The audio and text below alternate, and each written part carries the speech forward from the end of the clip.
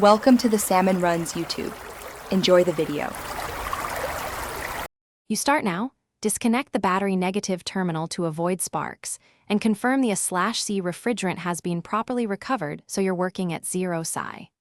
Once done, remove the drive belt and relieve tension with the correct tool. This exposes the compressor pulley. Make sure to unplug electrical connectors and label hoses so you don't mix them up later. You're doing the prep because access and safety reduce damage and speed the rest of the job. Once the pulley and clutch are exposed, use a proper clutch puller to remove the assembly. Do it straight to avoid shaft wobble. You hold the compressor shaft steady with a holding tool while removing the snap ring. This gives you safe access to slide off the old bearing. Clean the shaft and seal surfaces thoroughly. Debris causes early failure.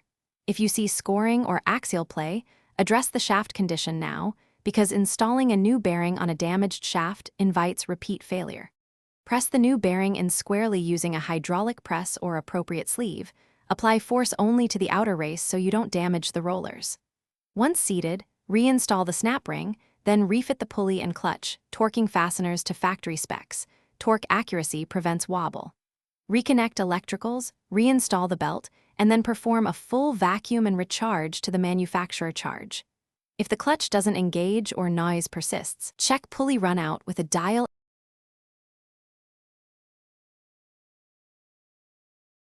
Thanks for watching. Consider subscribing if we helped you.